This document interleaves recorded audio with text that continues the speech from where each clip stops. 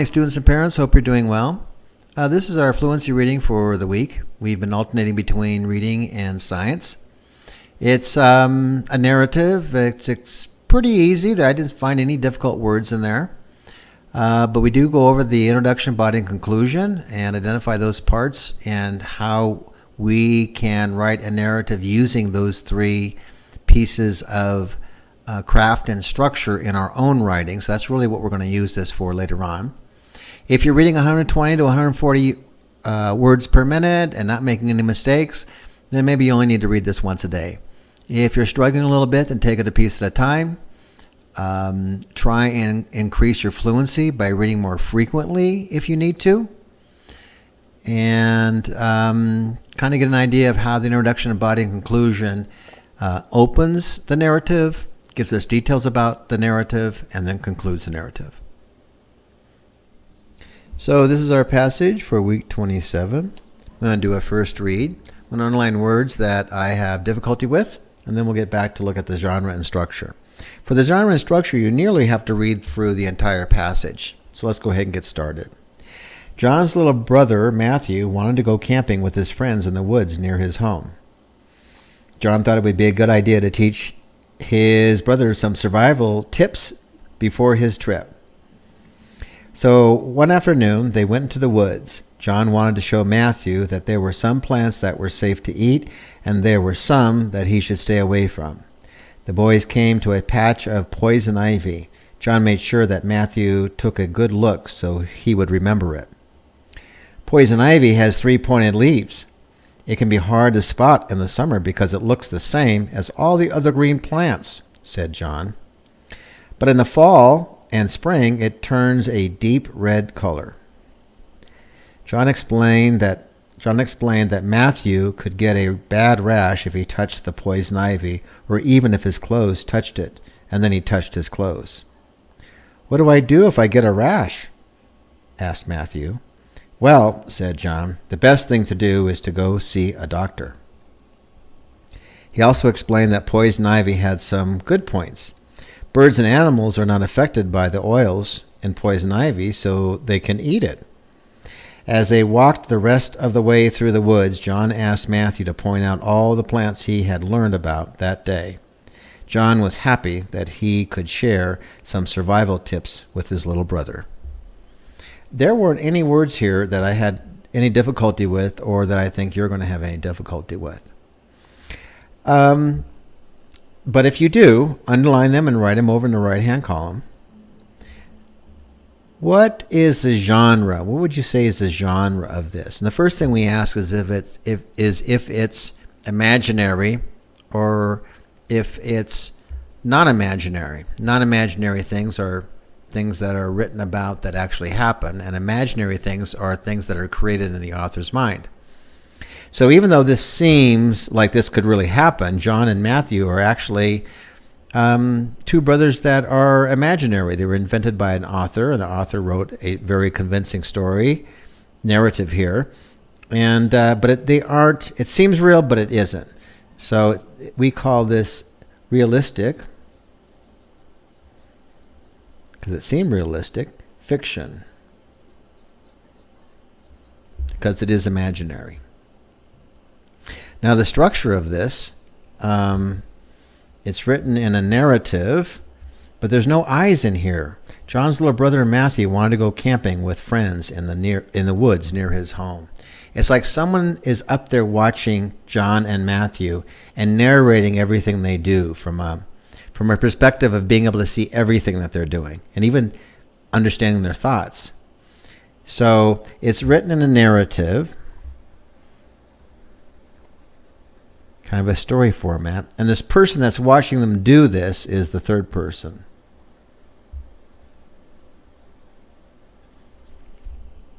Now there's one addition to this narrative, and that's where John, speaks to his little brother Matthew, and Matthew talks back and tells him, they're talking back and forth. And they use these marks up here called quotation marks for everything they're saying. So that's called quotations. Those are called quotations, but in the text it's called a dialogue. So that kind of moves the narrative along. They're having this discussion back and forth. See this? Yes, I see it. That's dangerous. Okay. So it moves along in a sequence.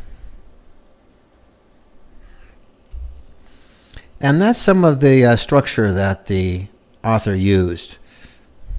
Some of the craft and structure. That seems to be missing on this one. Craft and structure that the author is moving to complete this.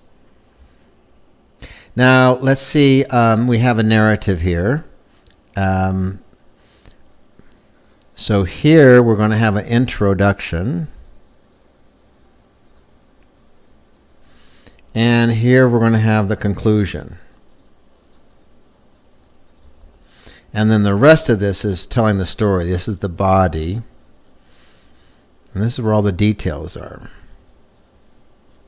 It's the longest part. Now let's see if this introduction actually is a good introduction.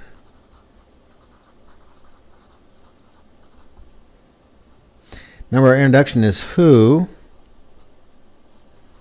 did what, when, and where. And then we'll get down to the conclusion. So who are they talking about in here? Well, it's obviously John and his little brother Matthew. Did what?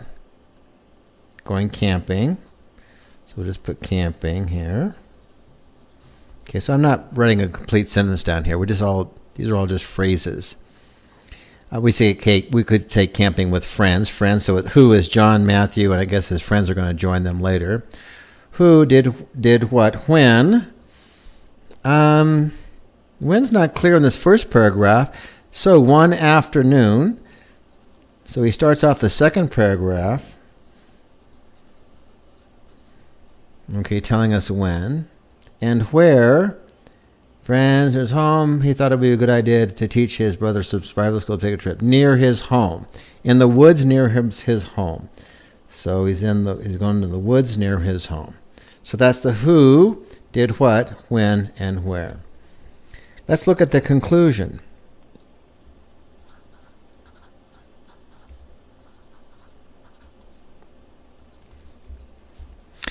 Is John having a conclusion as a thought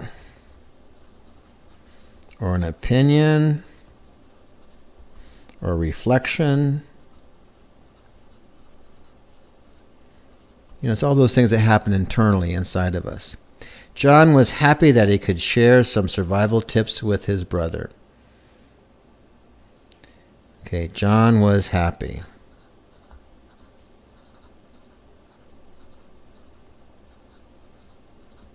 We could say in general to help his brother. And if you have younger brothers and sisters, you know how good you feel when happy is probably not the best. That's what they used here. It's probably not the best adjective for John. But, maybe proud. He felt proud. He felt protective of his little brother. All those kinds of things they could have added to this. But a relatively simple conclusion. And then the body is the details. And in the body, we're going to put this down here. They use dialogue. They spoke to one another.